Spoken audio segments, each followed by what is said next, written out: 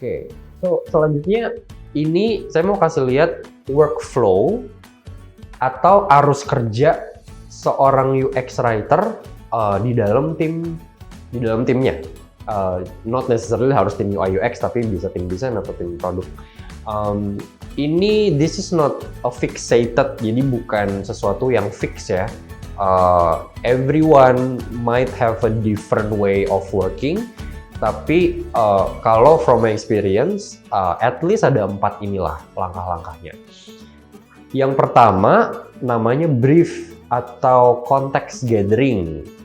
Jadi ya ini again seperti namanya, you are being briefed. Kamu dibekali dengan informasi apa aja yang perlu kamu tahu sebelum nulis. So this is where everyone ngumpul gitu. Biasanya tim produk, tim desain, engineering, itu semuanya kayak dalam satu meeting, itu ngobrol. Kita mau bikin fitur baru, butuhnya 2 minggu lagi. Butuh desainnya nanti ditaruhnya di halaman home.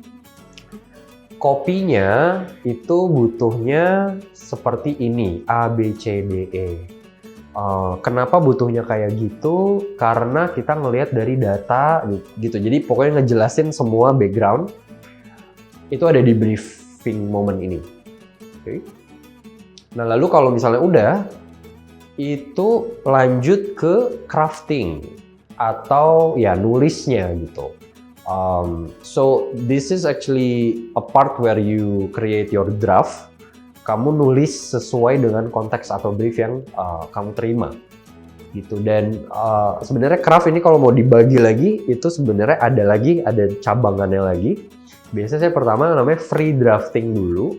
Jadi free drafting ini ya nulis mentah gitu, nulis bebas. Dimana itu saya nggak peduliin grammar, saya nggak peduliin makna, saya nggak peduliin struktur atau tanda baca atau kapitalisasi atau hal mekanis lainnya, tapi lebih fokus ke saya tulis dulu. Okay? Jadi informasinya tuh ditaruh dulu gitu, ditampung dulu di situ.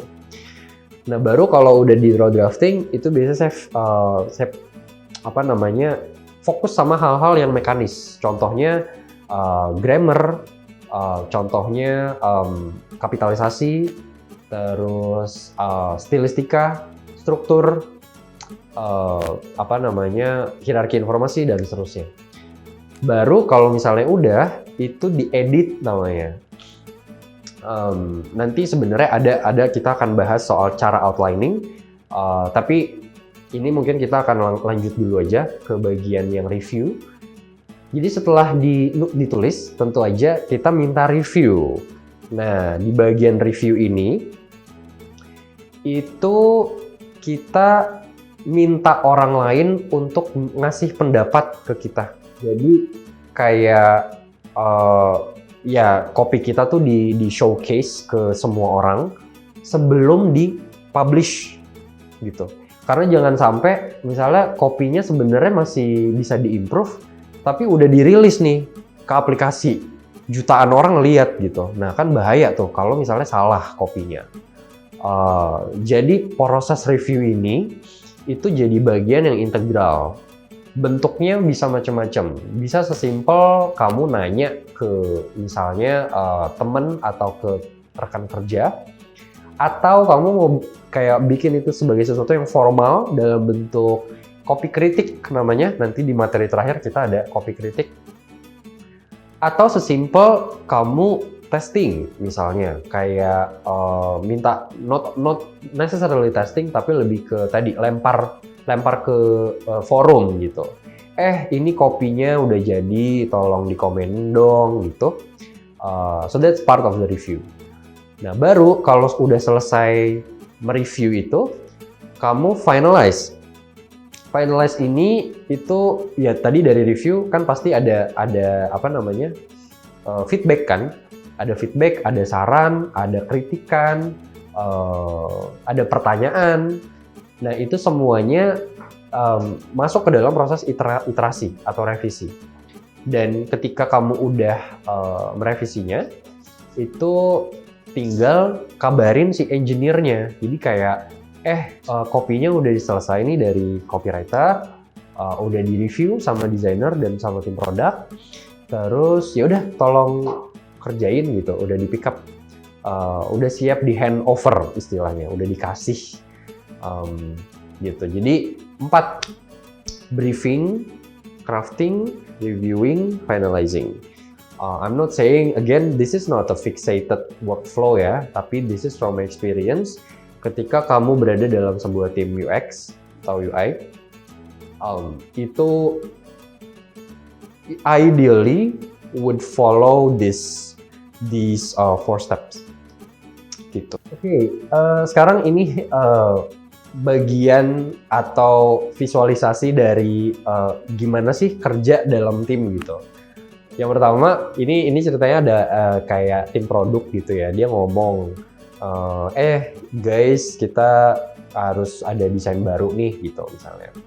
Terus UI-nya aja dulu, jadi kayak si layarnya aja dulu yang diselesaiin, kopinya mah ntar aja gitu.